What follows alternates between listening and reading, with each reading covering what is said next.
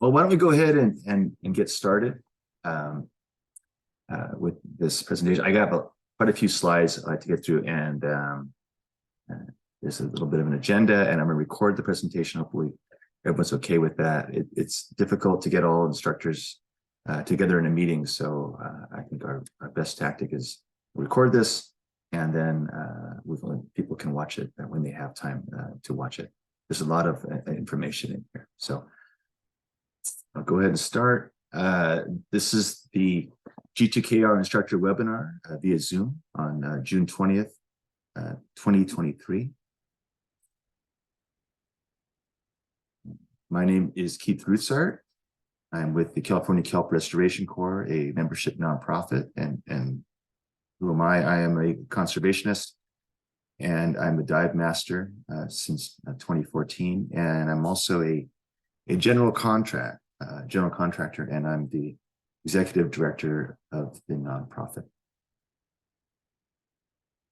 So the agenda for this evening is to talk about the background and legal authority that we have to call the urchins, talk about the Tankers Reef project, and kelp restoration specialty diver certification and what that is all about, and changes to the curriculum. We've been at this for 2 years now, so we're going to talk about some of the changes for this year.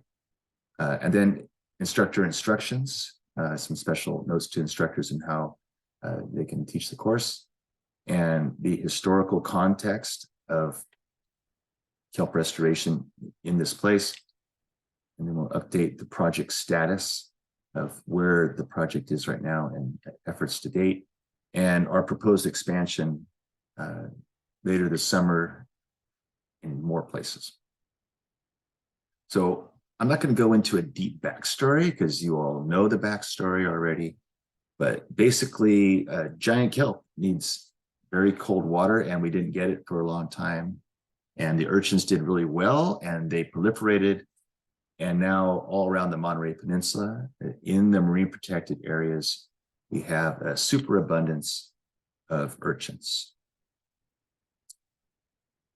So we have to talk about why kelp, like what is so good about kelp, and why do we love it so much? And kelp makes oxygen. It dampens the waves, and which reduces beach erosion. And if you like ice cream, you're going to love kelp because that's what they use to make ice cream. And gunpowder, if you like shooting things. And it's full of life, and it sequesters 20 times more carbon than trees. And it doesn't burn like a forest fire. So petitions. So we tried very hard to get the California Fish and Game Commission to let us do this kind of work. We tried in 2017 and it was denied. Again, in 2019, it was denied.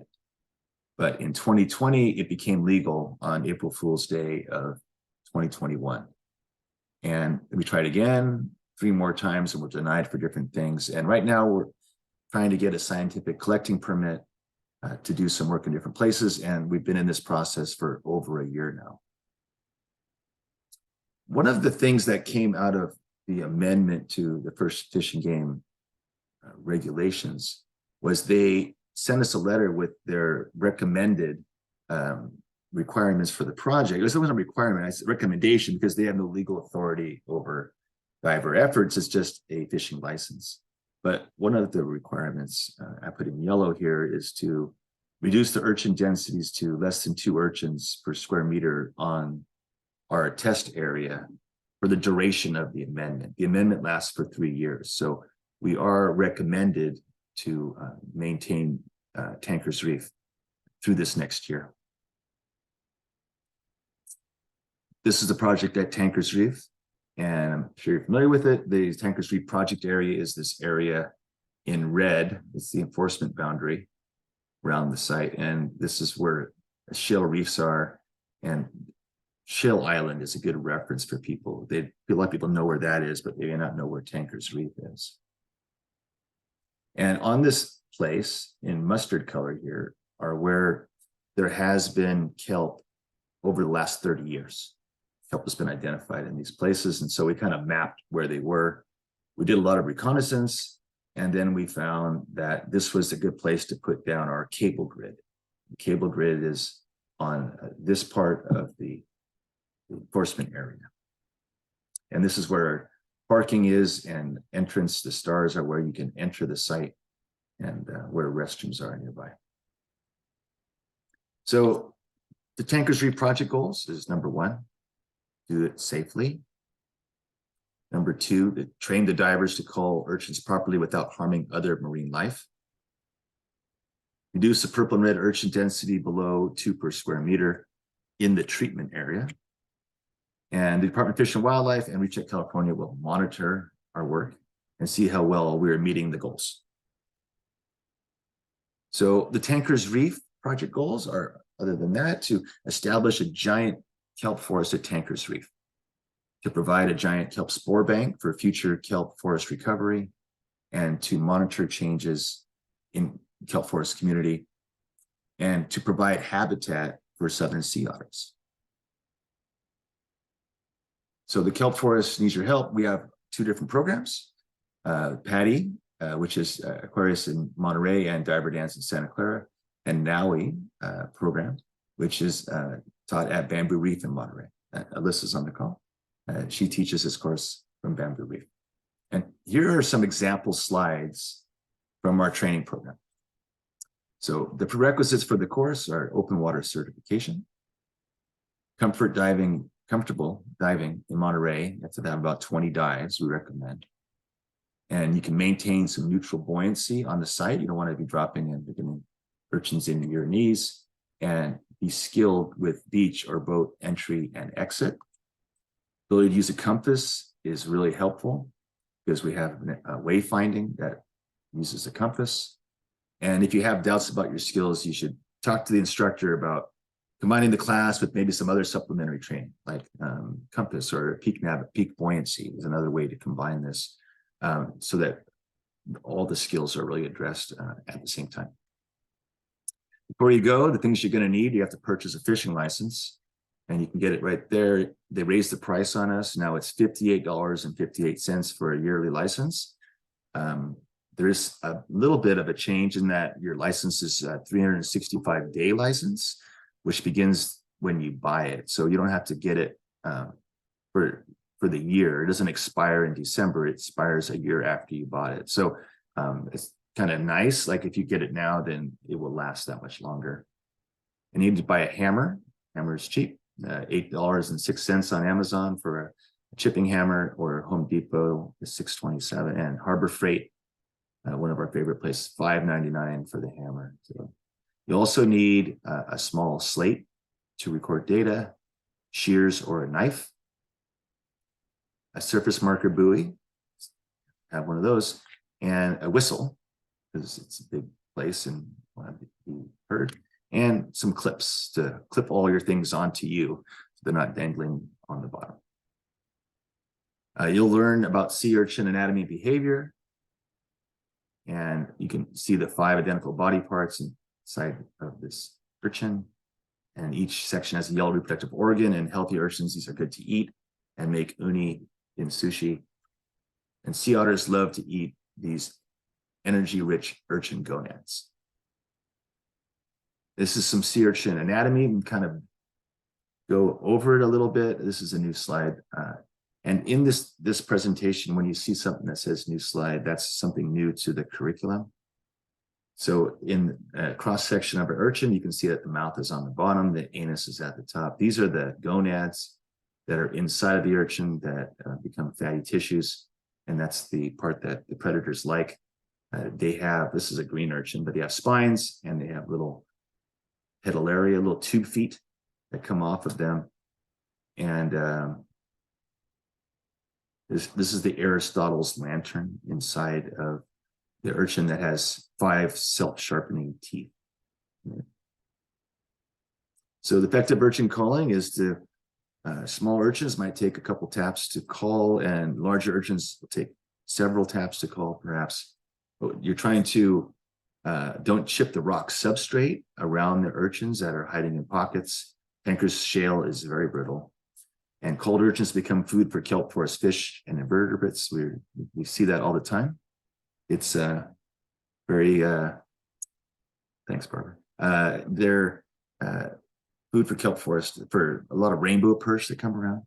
And these fish are drawn to the area where the urchin barrens were, and this helps to restore the biodiversity that was lost when the urchins took it over. This is what it looks like. This is actually a video that's in the slideshow that you can see how how it works. They smash it, move them around so they're not on top of something else, and then kind of hit it a few times and make sure that it's obviously dead and that it won't eat kelp anymore. Oh, let me throw the next slide. Next slide. There we go. So conservation-minded culling is to leave the urchins under deep ledges alone. Like, you don't have to go deep into cracks and try and get them out. They are nocturnal animals and they like to hide during the day. So don't try to go too hard and swing at things. You want to make sure that you can always see the tip of your hammer, that you don't call and try to like smack up at things and kill something else accidentally. And the ones that are in cracks will come out later and someone else can call them then. We have that issue with the red urchins especially. They go really deep in the cracks and they're really hard to get out of there, but they do come out later or at night. So, and we're going to pass over it many times. So it is a marathon. It's not a sprint. So do what you can safely, and we'll just, every time we'll just keep reducing the density and clear the space. So like leave these urchins alone that are like deep in these cracks perhaps. And these ones here, maybe it's on top of some anemones here. You can move them off of those places and cull them on a blank spot on rock or on the sand to go at those urchins that way. I think with time, this is the initial presentation to the students, but over time, people get better at it, they get more accurate about it. And so you'll not have to move them around so much. But for the initial instruction, we want people to do it this way, to move them around when they see them on the rock. The neutral buoyancy and body position is a good technique to have. Your hand should touch the urchins and not touch other marine life with your hand. So the rest of your body equipment should only touch the water and not be dragging your fins on the reef and damaging other things. Make sure your gauges and hammer are not hanging down, right? So that's a pretty common thing to do, is have your pressure gauge dangling around on the rocks, and it's bad for your gauge and it's bad for other things that are on those rocks as well. This is an example of the biodiversity on the reef that we're trying to preserve, and we're trying to not cull other things that are in these pockets where the urchins are hiding. So we see these rock boring clams all the time, and you'll see the siphons sticking out. There's two different kinds, and they kind of react to the urchin efforts around them. So we want to be careful of them. And so what's wrong with this picture? There's another slide in there. So in this case, the urchins are on top of other animals. They're on top of these little tube-dwelling worms, right here called colonial sand tube worms, and smashing them in that situation is going to just disrupt those worms. So before you go out on the dive, there's a few things that you're going to do. The first thing you're going to do is register, and you're going to do this through our website portal. I'll show you those in a little bit here. And we are changing this around a little bit, but basically it's automated through our Salesforce portal. Come and you put your information into that registration portal, and then you get a G2KR number from that. So you sign up at this address, and we'll show you that. And for the assignments, for your buddies, your buddy will be assigned a lane in the grid to call the urchins, but only one buddy needs to get an assignment for both. And you're going to practice this in the class, registering and getting the assignment. So to get an assignment, I'll show you where that is in a moment. This is our new portal to it. And you'll see the currently open assignments. This is all part of the strategy of where to go and call the urchins. You will go on here and pick one for your own self. And like I said, you get assigned a lane to call the urchins, but you get one assignment for both people. Alyssa says, for some reason, myself and my newer students have not had luck searching for G2KR numbers with our phone numbers. Only emails have worked. Oh, okay. Well, I worked with Salesforce today, and I think we solved that. So we'll be able to pull them up with either way. It was not referencing it correctly. So we have resolved that issue. Thanks. And we want people to practice this. I see a lot of like I see the waiver come through for people, but I don't know, they didn't register, they didn't get assignments, they didn't report data. And we're like, if you didn't do all of that, then it's really not that helpful, because you're calling urchins in a place and now we don't know the effects of what happened, but it's not in our database anymore. And it kind of biases the surveying artificially. So this is your kelp restoration dive. The class of call urchins on the cable grid. It's a little different now than it was before. There are dividers, the lane dividers are there, but those are tape measures. Before we had a tape measure in the middle of the lane. We don't have that this year. The lane dividers are tape measures. So when you go down the lane, here's how it starts. You start on the white mooring ball, or you can go down on the corners, and you'll go to an assignment, and let me just go back. Go get the assignment, and then you go down here and call along this lane. And then because the lane dividers are tape measures, you can look at where you stopped, where you started and stopped on that tape measure to determine and enter that in the dive log for your distance traveled.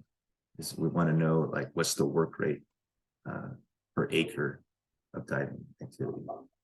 So we did delete the lane divider tapes, and this is a revised slide. So these revised slides will be available and to all the instructors, and then you can add them to your existing curriculum. That's the idea. The orange buoy is another place where you can do some dives. This has changed around a little bit than before. We had a cable on it before that had just straight tape measure with meter marks. That tape measure got destroyed. It was no good. So we ran a steel cable, and on the steel cable, there are letters every 5 meters, A, B, C, D. It runs all the way out to M. Brian and I put that down, and it seems to work pretty well. It has held out all winter with just a couple clip-on weights on the end. So that's a good way to do this. And in the future, this will be probably our preferred technique, because there's a lot less effort to put down a cable than it is to put down a bolted grid. So this is also a revised slide. So you'll descend on the buoy line, and at the base, follow the measuring tape heading until you reach your assigned letter meter mark. And you and your buddy team will call urchins while working side by side between these imaginary lines, and begin calling on the west or east of that line, depending on your assignment. And try to maintain your heading as best you can. It's not always possible because your head's down and you're not watching your compass, but you will kind of know where you're at, because you'll see dead urchins on the reef on either side of you. And that's where it comes into that technique of being really thorough when you call, that it's obvious where you've been, and so your buddy doesn't waste effort pulling that same urchin, or the people that come for the next assignment don't spend a lot of time going through the carcasses of the urchins that you called. You can call outside the imaginary lines. I don't even know why that's on there, but call outside your own mind, I think, is how that's going. Brian says, from the orange buoy, I thought the tape extended north, not south. And that is correct. This is an old slide. I just didn't want to remake it. I'm a little lazy about that. I did take out the word. It did say south before. So I no longer say that for the thing. Good point. Barbara says, very important. I have had trouble sometimes telling if urchins were previously called. Yes, that's pretty true. If you just make a single hole in it, it will die, but it will take longer for it to die. And it's not obvious to somebody else that it's been called. So you're kind of like Hansel and Gretel. You're leaving breadcrumbs behind of where you've been. Thanks, Barbara. So how to dive on it: when stop when you or your buddy is getting low on air, and try to return, ascend on a buoy, or if you can't ascend on a buoy, put up a surface marker buoy, and if you're in the field somewhere, so that because there is boat traffic out here, we don't want anyone to get hurt, and try to return to the surface with at least 500 psi. It's tempting, you know, when you're coming back to get a few more urchins, but safety is the most important thing. So come back, air to breathe at the end. And I'm a terrible example, I admit that, Brian. Recording data. So record the time you spent calling urchins and not your total bottom time. Where you called the urchins, by the assignment, and the lane number, east or west, and start and stop points that in meters of where you stopped, where you were on the grid. And one thing I could note is that the tapes that are down there have meters and feet on them. So you might have to flip it over to determine what meter you're on. And the meters also are red color, and so they fade in the sun. So you may not be able to tell from looking at with my poor vision, for instance, what the meter marks are, but you can also get the feet and just convert it later to meters. You want to count the number of urchins that you called, but this is optional. There's several options. You can combine purple and reds together. You can count them separately, or you cannot count them at all. And anything else noteworthy? In the dive log, there's a place to enter marine mammal encounters, invasive species with locations, accidental damage to marine life, trash you pick up, and damage to the grid lines or the buoys on the site, and any other comments that you might have in the dive. Barbara says, it might be helpful to provide some suggestions for how to count. Yeah, that's a good point. You know, it's all about technique and how people do it. Some people do tallies, some people do squares. And for me, it's a matter of my bandwidth. But that's a great idea. We can work on adding a slide for that. I appreciate that. Brian adds to mention the east-west measuring tapes on the grid at 25, 50, and 75. That's a great point. That's temporary, and I'm going to show that at the end of this thing. That's a good point. Reporting data. So each diver must log each dive separately. So that's kind of one of the problems we've been having is sometimes people say, well, my buddy's going to record my data, and they don't record it, or they'll take two of their own dives and combine it into one long dive. And our system will only allow you to do 99 minutes, which is a lot, but some two dives with somebody on doubles could last longer than that. And at this point, I'm going to show you one more. Practice it with your instructor in the class. So I'm going to show everybody what that is like, I think. Yeah. So this is our website, G2KR.com. And the place you're going to go is you're going to go into Get Involved. Click on the Certified G2KR Divers. Pulls this up. So here's where you register as a new diver. Here's where to get a hammer. Here's where to view the download the waiver, and where to find instructors. There's a PDF guide, and there's a meetup, how to book that. And we have another page for the instructors. So where to find instructors. Sometimes people get to this point and they're like, how do I learn? Right. So we should fix that. Get an assignment is the next thing. And so they come over here, and I'm going to put in my number. I'll try my phone number, see how that works. I'm going to say next. And it says, hi, Keith, looks like we have some assignments up for grabs. Right? So you just pick any one of these assignments, and they are unassigned. And I'm just going to go over here. I'm going to pick on Sea West, and I'll hit next. So you're confirmed for the assignment. It's good for 14 days, that assignment. And you can only log one dive per assignment. Combine multiple dives to a single assignment when logging. Please combine multiple dives related to a single assignment when logging your dive. It's kind of an unusual exception. Like, I guess if you went multiple times to do the same assignment. And then I'm going to finish that. Okay. And then after you go out, you do the dive, you count everything that you want to count, and you come back home, and hopefully in a few days, you get a chance after your gear is rinsed, come over here and log a dive. You can also, if you forget your number, you can look it up on this tab, log a dive.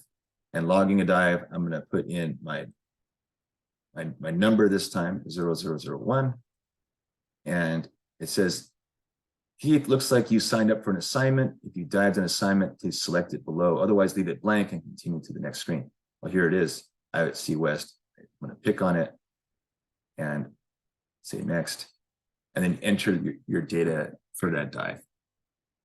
And so you want to go over this with the students, like an example of how they could do it, and have everybody on their own phone at, like what Bob Hallam does as an example is, after the dive, they all go to eat lunch, and they sit around at lunch, and they all go through this together. And if they have questions, they ask the instructor right there. So if you do 2 dives, should you get 2 assignments? Barbara asks. Yes, you should get 2 assignments if you're going to do 2 dives, because you might complete the first one. So try to pick 2 that are close to each other, or what have you. But yes. Sometimes we do it without an assignment, and that's fair too, because a lot of times we're just going out there and we know where to go, because we're familiar with the site, some of the regulars. And so we just record it later on where we were on the grid. That's actually the majority of what the practice people are doing. Okay, so I'm going to leave that for now, and we'll go back to the presentation, as it were. So here's Tankers Reef and how to get there. You can, from shore diving, you can park over here on Park Avenue and go around the condominiums here and go down the beach and then go out to shore. It's a little bit of walking. A new way that we have is the condominium complex here, the Del Monte Townhomes. The HOA there has allowed us to come and use their parking lot. And this orange line is where we park over here. If we have meetups, we have 5 meetups planned, and that's where we go out from there. But that's open to instructors too. If you want to take your students out that way, you can go over there, and it's a shorter trip. It was closed for a while because this is the most eroded beach in California, and they had a lot of sand dune erosion, but they have opened it back up to us. So you walk along the beach, and parking is limited on the street right there. Because we have our meetups. This is where we meet up at the condominiums, like I was saying. And hey, here's Brian. Barbara didn't make this one. Oh, there's Barbara right here. So hey, everybody here. Oh, we need Alyssa. And then we have everybody. Yeah. So you've all been to the meetup, and this is a good place for people that have not been trained yet, or want to kind of try it out, see if this is something they want to do. They can come to one meetup, and we'll pair them up with an experienced diver, and they can go out on the site with us and try it out. They can do 1 dive or 2 dives in that site, and a good opportunity for us to kind of spread the program around a little bit, get more people involved. And it works. I mean, people come for 1 dive, like Cerelia, she tried it out, and then she joined us. So Tankers Reef, going by boat, you can go from the wharf. You can go from, if you have your own boat, you can go from this breakwater, is another launch over there, or kayak. You come out by kayak from Monterey Bay Kayaks, for instance, to the cable grid. And we have an ability by boat access. If you're coming by boat, we want people to go from the north and not cut across and go to the buoys, because there could be divers in here. So it's an important point. And more at the white buoy only. The other ones are not to be buoyed, they're just anchors and chains, so they're not as secure as the white buoy. White buoy is rock solid and not going anywhere. The other ones are a little more suspect. At any point, if you anchor to any of the buoys, you want to go in it as you descend and take a look at the chain and make sure it's not about to break. We do maintain it, but they're out there for years at a time. And wind comes up every day, pretty much without fail, at about 1 o'clock. So it's a good idea to go early. We start at 8 all the time, and then be done by the time by 1 o'clock or so, because that's when it gets windy. Or you can wait until later on when the wind calms down at about 4 or 5. So at Tankers Reef, we have the Beach Hopper 2 is doing charters out there. So every Wednesday, we have 2 tank calling dives on Tankers Reef. It's all discounted. I think it's like $50 to come out and do that. It's part of our incentive program too. If you've done for every 10 dives, you get a free charter on the Beach Hopper as well. And on the first Saturday of the month, we have calling dives in the morning and or at night. You can come to our red urchin roundup in the evening. And the next one is actually coming up in a couple weekends on July 1st. And then it's every first Saturday of the month for the rest of the year. Reservations, contact thebeachhopper2.com. That's where all the reservations are made for those boat trips. So these slides are for the specialty instructors, and they're not part of the course. Oh, Barbara's going. Awesome. It's fun. It's fun.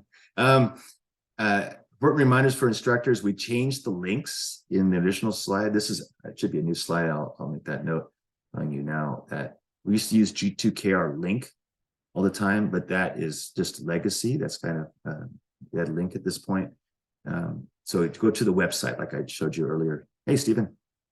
And then the waivers over here, it's all on the G2KR.com site.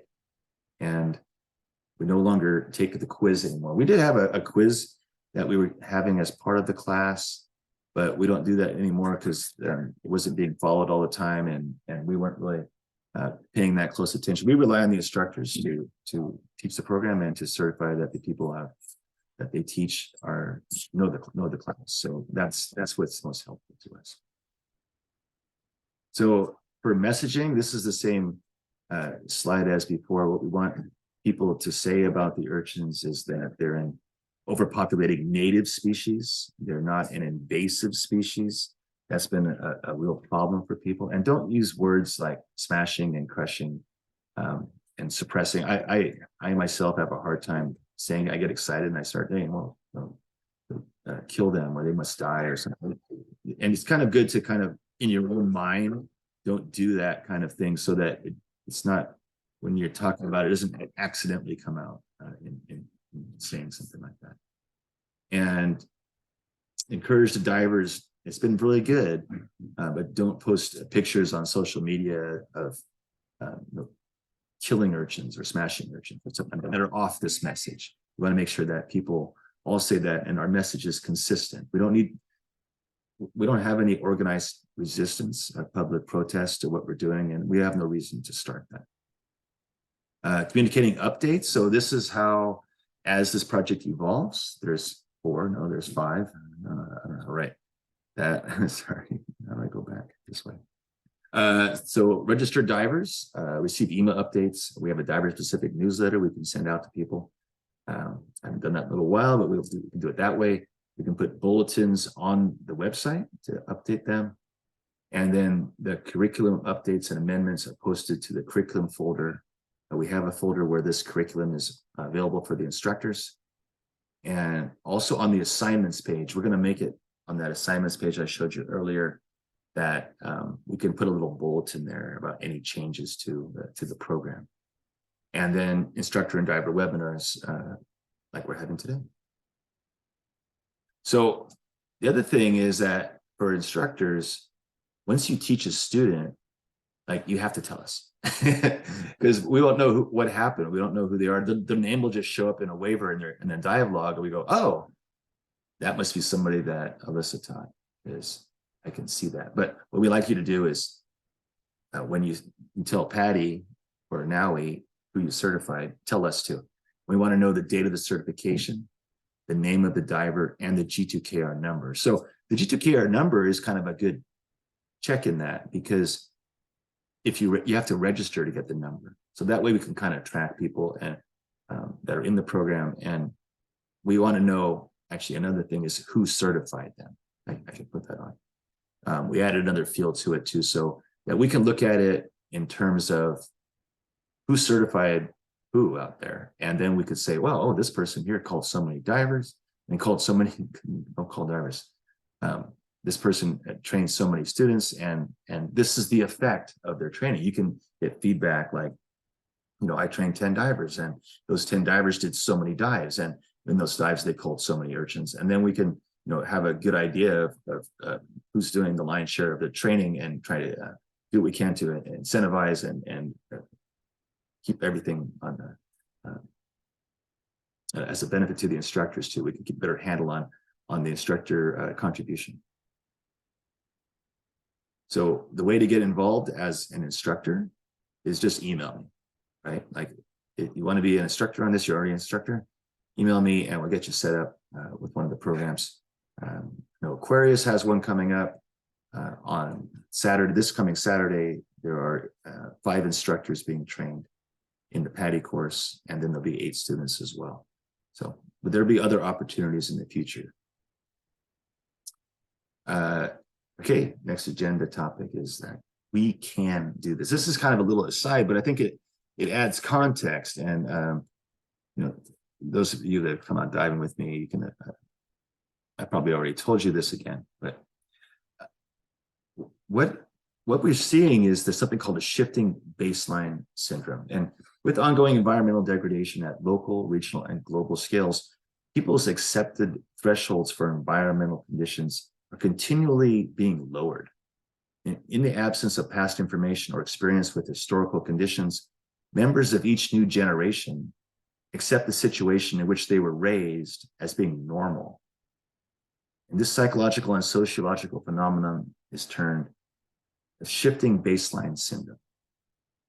So what that means is that, right now there's a lot of debate about the southern sea otter. Should we reintroduce it back to its native range? And a lot of people up north are saying they don't want the sea otters there, but that's the historical baseline. The southern sea otter is an awesome animal. They're an apex predator. They eat 25% of their body weight every day, and they eat the macroinverts in the kelp forest. And they're adorable. I mean, everybody loves sea otter, right?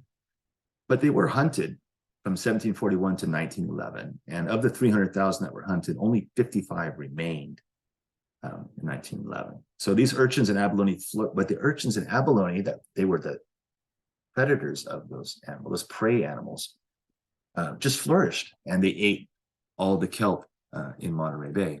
And this is the Monterey navigational chart from 1852 with 1882 edits, and it shows that the only kelp on the Monterey Peninsula is right here at the present day harbor.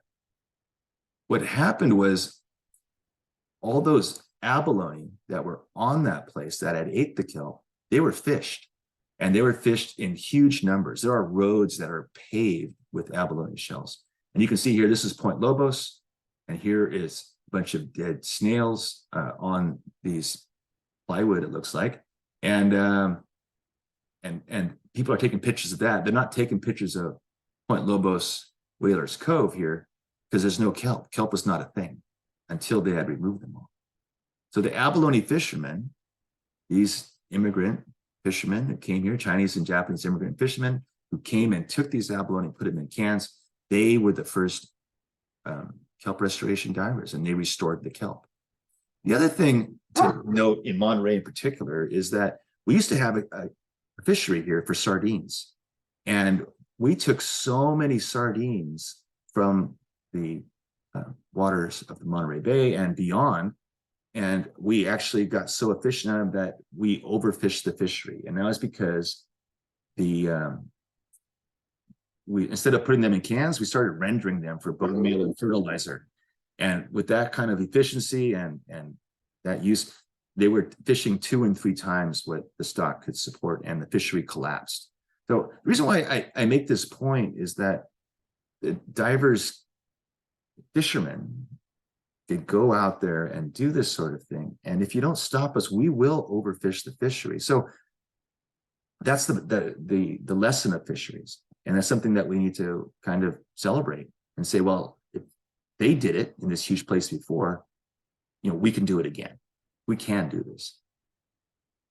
This is update of the project status as of right now. This is the drone overflight area, something I'll show you next. Here is our cable grid on the grid. Okay, and then buoys on it. Here's our white buoy. Here's our orange buoy. And in 2021, when we first went there, this kind of a blue color here is where the kelp forest was. It was on these little places out here. There was little remnant kelp forest. But then we started culling in this area and beyond, within this blue hat area is where we did all the culling over this time. And the result was that in 2022, this became the kelp forest. We moved the kelp forest closer to shore by clearing the space so the kelp could recruit there. And then what we're finding now is that in this year, there's kelp forming out here. I didn't see it last time, but there was some kelp that formed. It might have disappeared again. But I think what we're seeing is that these urchins are coming into the kelp forest. They're attracted to it, and then they leave a space behind, and then kelp can grow in an empty space. And that's kind of what happened over here too. There was a lot of urchins over here, and now when you go out here, there aren't urchins there. There's healthy kelp forest outside where we didn't do any culling. It's just because they moved into the kelp forest to their demise. And what this looks like from the air in a stitched image from Cal State University Monterey Bay is that this is the kelp forest in 2021, and you can see like this is the overflight area. And I'm going to compare that to another slide, but this is where the boat is right here on the white buoy, and this is that kelp forest that formed in the first year. And then here we are later on, and you can see how the kelp forest has moved. It's in this hat shape, and that's the little buoy right there. I mean the boat right there, and this is our kelp forest. And what that looks like from 200 feet, if looking out, is this is the kelp forest, and there's the boat on the buoy, but there's nothing else out here. This is the only thing going on out here. There's no other kelp forest, but that's what it looks like right now, or in September of last year. And we're also keeping track of early colonizers. What we found last year and through these years is that there's an invasive seaweed called a red rust bryozoan that we find on the site, and we track its movements across the site. And this bryozoan is from Australia and New Zealand, and it has come to our region many years ago, and it reproduces very quickly. The other thing that we've seen out on the site last year is acid weed. Acid weed is this annual species, and it has a pH of 2.6, and it wraps around the kelp and turns the kelp white, and it grew really, really well in the absence of urchins. And this green shape here is where the acid weed or Desmorestia was last year. I'm happy to report that this year it has not made much of a comeback. We're swimming around on the grid and we're not seeing it. And usually it would be born in April. So hopefully, fingers crossed, we don't get any more of that. It was just really brutal to deal with that weed all over everything, pain in the butt. So here's the status right now. The buoys are all in place. The gray buoy is now moved up here. The tape dividers are between the tape measures as dividers on the grid. There are 5 of them on the grid right now. 1, 2, 3, 4, 5 of them. And our assignments are all on this portion of the grid because the urchins in purple are moving from this area onto the grid and have reoccupied the space that we cleared earlier. So this is kind of a big urchin barren out here, but the brown is where the kelp is, and there's kelp and urchins combined in these areas. And our effort right now is to go and do it.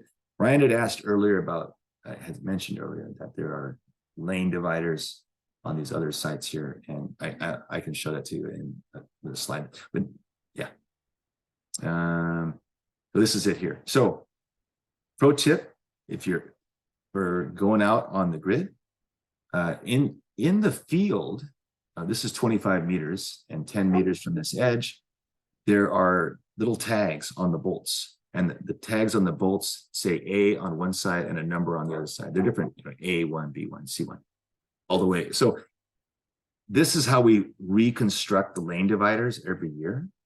But if you know this scheme of how these bolts are labeled, if you are calling urchins, you don't know quite where you are, you can look at one of these bolts and know where you are instantly by knowing how the scheme is laid out. You can tell whether you're on A or B or C. Very helpful to know that. And what Ryan was saying is that also along the same line, I haven't shown it in this one, is that there are tape measures going perpendicular to these lanes that helped us to locate where the bolts were in the sand or rock. We could find them easier along this path. So be aware of that there may be 2 tape measures down there, and that you want to stay in the lanes that are going north-south. I can probably explain that a bit, but another pro tip is there are marine artifacts out there. It might be kind of fun to show students. Other things that are out there. There's some pumps that came off a ship or something, and they're sitting out here. There's an anchor on the grid, a huge anchor that's sitting right here. It's in this lane C. And there's also another anchor way out here, the Bruce Watkins anchor way off the site. We haven't gotten that far yet, but we have seen it and identified it already.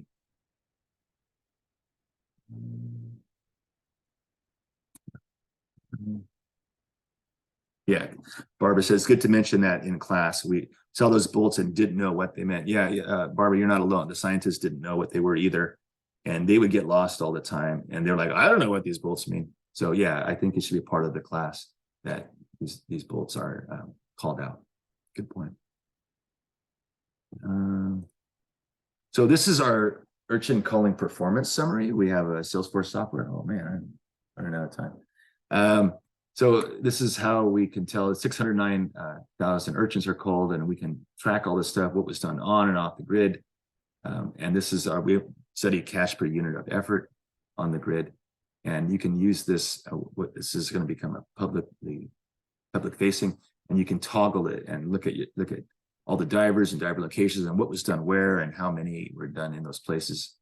You can even look at your own dives to see how your dives are, how many urchins have you called and so on. This is our diver engagement summary. This is coming up too.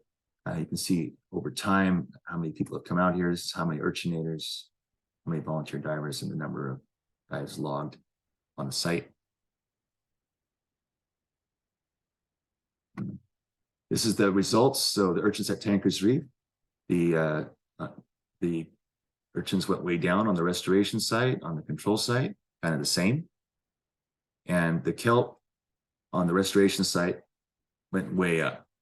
This is kind of an unusual number of stipes per meter, but you can kind of get a sense of that. It's much better.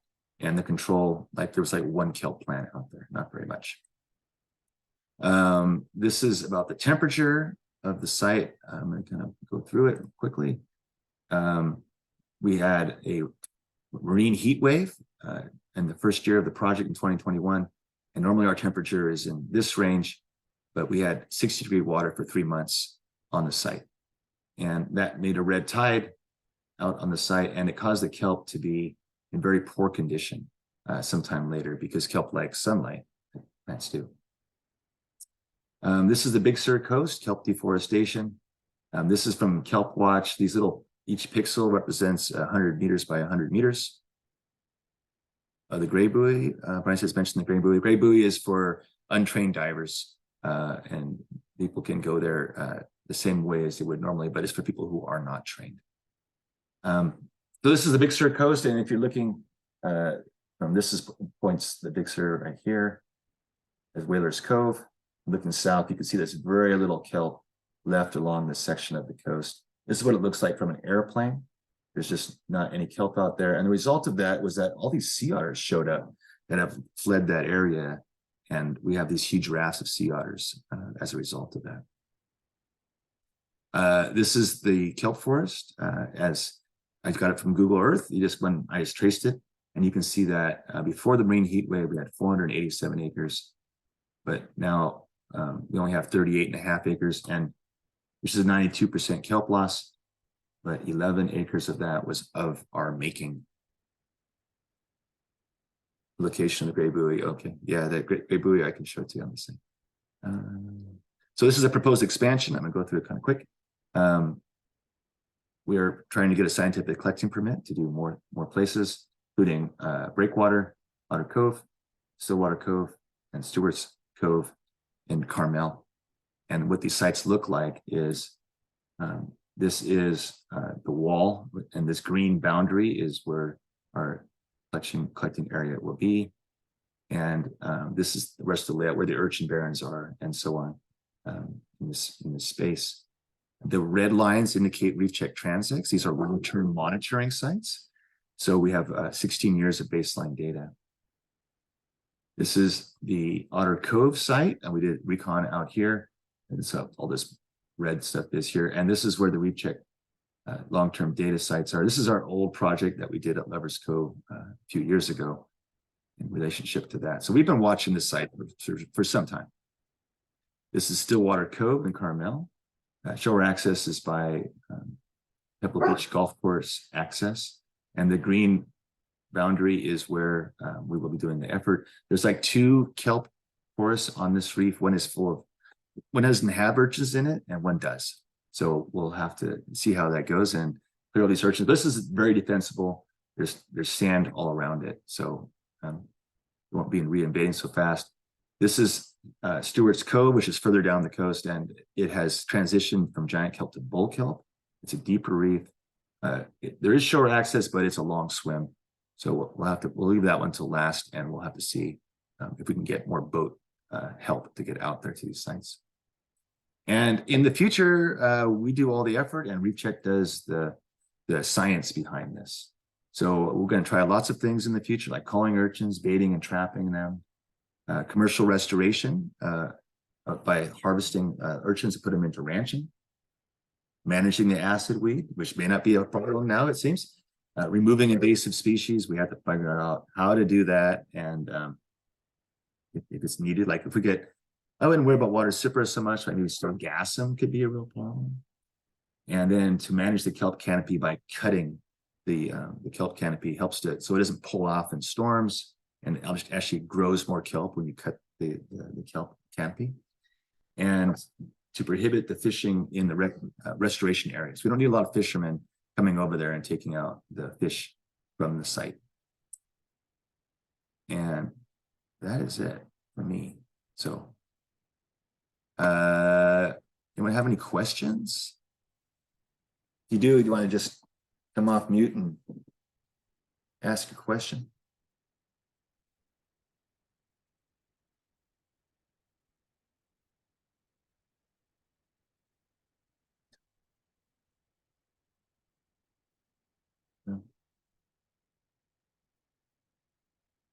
Okay, well, none here, none from Alyssa. She's all squared away. Yeah, cool. Yeah, and we'll make this recording available. Brian said maybe a better term to use is pruning rather than cutting. Yeah, okay, yeah, that's a good idea, because that way people can relate to it like it's plants, right? So when you trim a plant, you do improve its health, right? So it follows too. Good idea. And I hope people can access a record. Yeah, I do too. We'll make it available on our new YouTube site. It's been really popular. We have set up a YouTube site with a lot of recon and a lot of video features on it. And we'll make it available there so that it'll be safe for posterity and people can access it there. They just can't ask questions to a recording like you can, but they can always email us with questions. Barbara says, I've been trying to get more divers to take the class. Well, thank you for that. We need a lot more divers.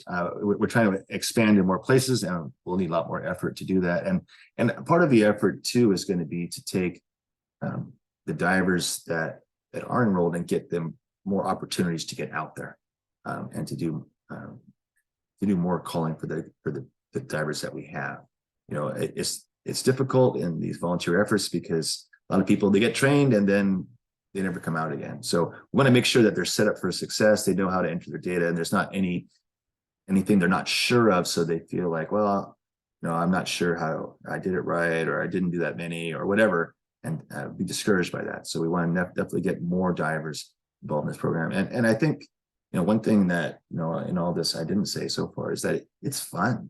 You know, this is I complain about fish and wildlife all the time, but I'm having the time of my life, right? This is so much fun going out there and making a difference, and you can see it. So it's really rewarding, and you know, you get to see the same place all the time and see what changes. You know, it's just kind of a neat thing to see.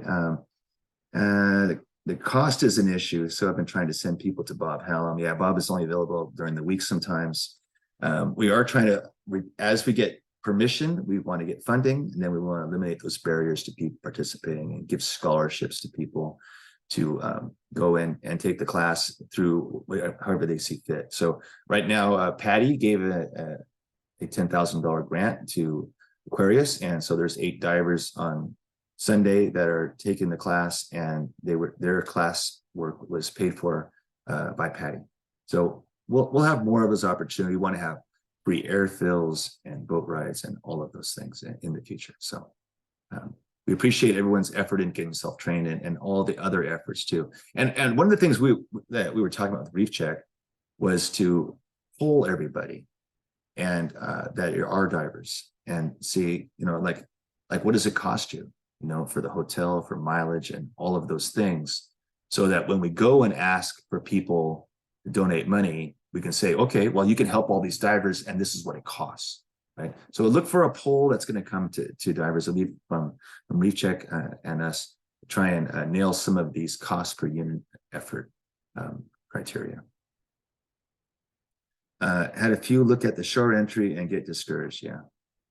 Yeah, I think that's pretty true, man. Tankers Reef is a big place. It's really hard for people to go, I'm gonna swim all the way out there. But I think in the future, when we're working on granite substrate, it'll go a lot easier for people to, you know, the effect will be more dramatic. It won't be like big open space with urchins hiding in tiny little holes. It'll be like they're kind of more exposed, and that we'll be able to do it in more popular places like the breakwater. Like, I mean, any given weekend, there's 200 divers out there. Like, if only 10% of them were calling urchins, the urchins would be gone, right? So, yeah, that's what we're trying to encourage. And then Barbara says, I'll take up next Tuesday's diver update at the Dipper meeting tomorrow. Very good. Yeah, I'll promote the next meeting better. And thank you for all of the input here and some of the lessons learned. And we will change some slides up, and we'll have a shorter version of the diver update tomorrow, because we want to have all these other things in it. And it's kind of open to divers who are new to the project too. So it's a good way to get people involved in the project. It's not just for existing divers.